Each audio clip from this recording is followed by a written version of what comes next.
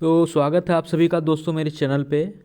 एक नई वैकेंसी आई है जो कि high court of Allahabad, high court of judicature at Allahabad में वैकेंसी आई हुई है। आप यहाँ आगे देखेंगे advertisement for the post of stenographer. ठीक है, स्टेनोग्राफर का भी आया है और क्लर्क यानी जूनियर असिस्टेंट का भी आया है, अमीन का भी है। चलिए आगे हम लोग वीडियो में सब कुछ जानते हैं। देखिए अब यहाँ पे आते हैं तो यहाँ साफ लिखा हुआ है इन्होंने कंडक्टेड बाई, जैसा कि होता है हाई कोर्ट और सुप्रीम कोर्ट का परीक्षा जो है एनटीए ही कराती है, तो उसी के अकॉर्डिंग उन्होंने लिखा है नेशनल टेस्टिंग एजेंसी द्वारा इनका एग्ज़ाम कंडक्ट किया जाएगा। आगे देखेंगे, चलिए जो हमारे काम की चीज़ है हम वो देखते हैं। The Uttar Pradesh civil court staff centralized recruitment. अब यहाँ एडवर्टीजमेंट देखेंगे आप स्टेनोग्राफर का। 30 अक्टूबर यानी कल के डेट में ये वैकेंसी आई हुई है, मतलब नोटिफिकेशन इन्होंने रिलीज किया है। आपका जो यहाँ पे रजिस्ट्रेशन करने का है डेट जो है 30 अक्टूबर से स्टार्ट होगा, 13 नवंबर तक लास्ट डेट है। उसके बाद आप एप्लीकेशन का जो फ़ी होता है उसको 14 नवंबर तक आप पेमेंट कर सकते हैं। और ये देखिए 1,000 रुपये, अगर आप जनरल में आते हैं, ईडब्ल्यूएस में आते हैं, ओबीसी में आते हैं तो आपका 1,000 रुपये स्टेनोग्राफर का फीस लगेगा। अगर आप एससी और एसटी हैं यूपी के तो आपका 800 रुपये लगेगा। ऑनलाइन ये केवल भराया जाएगा। और आगे यहाँ देखेंगे, यहाँ लिखा हुआ है अगर आपके एप्लीकेशन में कोई गड़बड़ी हो जाती है, कोई गलती हो जाती है तो उसको करेक्ट करने के लिए 15 से 16 नवंबर तक का टाइम आपको दिया जाएगा। आगे लिखे हैं परीक्षा के बारे में कि अगर मतलब जब भी परीक्षा होगी तो आपको बताया जाएगा। एग्जामिनेशन का मोड देख लीजिए, OMR based test containing multiple choice question, मतलब MCQ होंगे वो भी OMR बेस्ड, यानी ऑफलाइन होगा पेपर। और स्टेज 2 में आपका जो लोग शॉर्टलिस्ट होंगे उनको कंप्यूटर टाइपिंग टेस्ट या स्टेनोग्राफी टेस्ट जो भी होगा देना होगा। इसके बाद हम लोग आगे आते हैं तो हम लोग यहाँ बढ़ते हैं।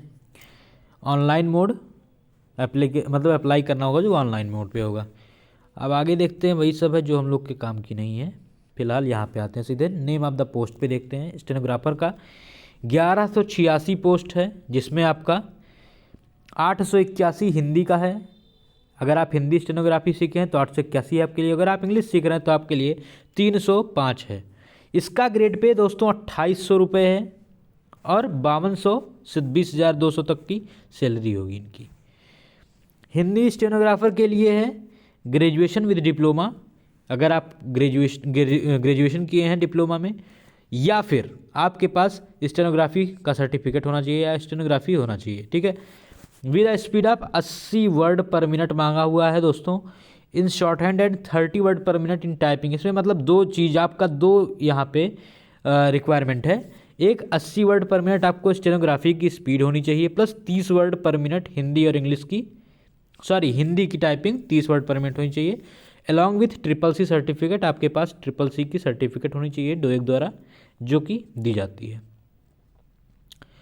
एंड 25-30 वर्ड पर minute for Hindi English type writing on computer. अच्छा, मतलब दोनों होगा, मतलब हिंदी इंग्लिश का आपको दोनों का टाइपिंग करना होगा पहले तो, और आपका स्टेनोग्राफी जो है 80 वर्ड पर मिनट होना चाहिए। अब इंग्लिश के लिए देख लेते हैं। इंग्लिश में इन्होंने बोला है ग्रेजुएशन विद डिप्लोमा, वही चीज़ है। स्पीड ऑफ 100 वर्ड पर मिनट, मतलब दोस्तों 100 वर्ड मांगा है इंग्लिश में। साथ ही साथ आपको 40 वर्ड पर मिनट के टाइपिंग आनी चाहिए।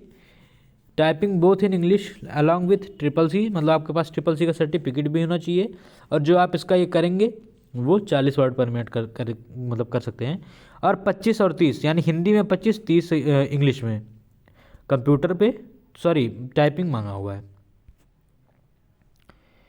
चलिए आगे हम लोग देख लेते हैं कहाँ पे, जहाँ हम लोग का काम का चीज़ है हम वो देखते हैं सीधे। एलिजिबिलिटी क्राइटेरिया देखिए, post name stenographer, essential qualification आपका ग्रेजुएशन होना चाहिए, डिप्लोमा और सर्टिफिकेट इन स्टेनोग्राफी, मतलब वही आपका शायद सर्टिफिकेट इन्होंने मांगा है। चलिए वो तो हम लोग पता करेंगे।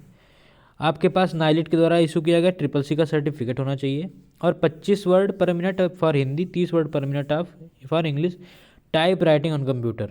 ठीक, मतलब टाइप राइटर वाला हमको लग रहा है कुर्ती देव का इसमें मांगा होगा, वो आपका कंप्यूटर पे टाइप करना रहेगा। इंग्लिश के लिए भी सेम ही है। तो आगे बढ़ते हैं हम लोग। अब आगे हम लोग एज लिमिट देखेंगे तो 18 से 40 साल मांगा हुआ है, यानी आपका 2 जुलाई 1982 से पहले आपका जन्म ना हुआ हो और 1 जुलाई 2004 के बाद आपका जन्म ना हुआ हो। चलिए आगे हम लोग देखते हैं, और आगे ऐसा कुछ नहीं है। तो अब हम लोग देखते हैं जो कि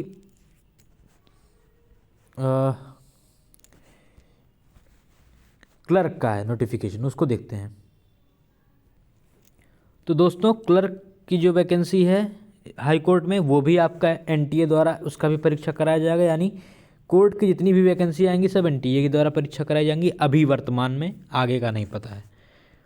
आगे हम लोग देखते हैं तो इसमें एडवर्टाइजमेंट दिया हुआ है यहाँ पे क्लर्कियल यानी junior assistant and paid apprentice. जी ठीक है, तो क्लर्कियल कैडर में आपका 2 आएगा, जूनियर असिस्टेंट और पेड अप्रेंटिस। इसका भी 30 अक्टूबर चालू होगा और 13 नवंबर तक भराएगा। 14 नवंबर तक आप इसका पेमेंट कर सकते हैं। और इसकी फ़ीस में कुछ थोड़े चेंजिंग है। जनरल ईडब्ल्यूएस ओबीसी के लिए 850, जहाँ आपका स्टेनोग्राफर में 1000 लग रहा था, यहाँ 850 लगना है।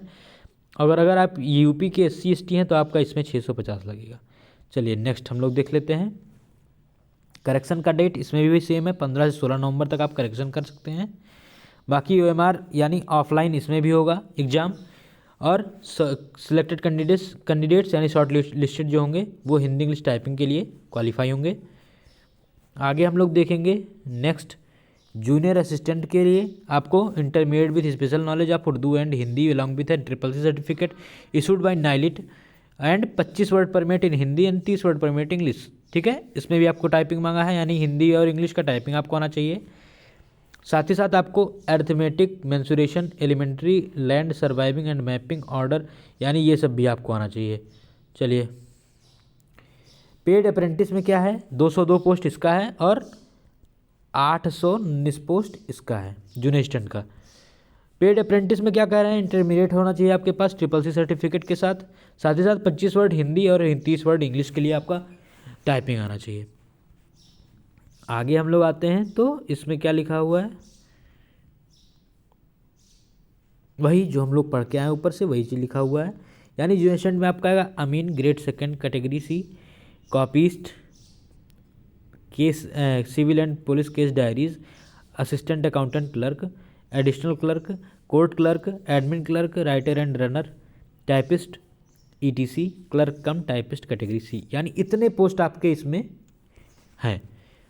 और आपको देखिए यहाँ लिखा हुआ है mathematics as a subject in the intermediate is not compulsory for the post of junior assistant. मतलब अगर आप जूनियर असिस्टेंट के लिए भर रहे हैं तो आपके लिए मैथ का सब्जेक्ट इंटरमीडिएट में होना कोई ज़रूरी नहीं है।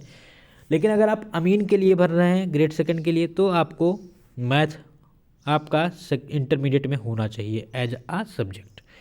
पेड अप्रेंटिस के लिए आपके पास इंटरमीडिएट होना चाहिए SSC सर्टिफिकेट के साथ, नाइलिट के द्वारा इशू किया गया। साथ ही साथ 25 वर्ड और 30 वर्ड हिंदी और इंग्लिश की टाइपिंग होनी चाहिए। इसमें भी आपका एज जो है 18 से 40 मांगा हुआ है, मतलब 2 जुलाई 1982 से पहले आपका जन्म ना हुआ हो और 1 जुलाई 2004 से के बाद आपका जन्म ना हुआ हो। तो आगे हम लोग बढ़ते हैं। बाकी बस इतना ही है बताना है, मतलब टोटल 3000 कुछ पोस्ट हैं और इसका सिलेक्शन प्रोसीजर आपको अगले वीडियो में मिलेगा। तो इसके लिए आप लोग हमारे चैनल को सब्सक्राइब ज़रूर कर लीजिएगा, साथ ही साथ वीडियो को लाइक ज़रूर करिएगा और वीडियो को शेयर भी जरूर कर दीजिएगा। मिलते हैं नेक्स्ट वीडियो में सिलेक्शन प्रोसीजर और सिलेबस, डिटेल सिलेबस के साथ। तब तक अपना ख्याल रखिएगा दोस्तों। जय हिंद, जय भारत। अपना ख्याल रखें। नमस्कार।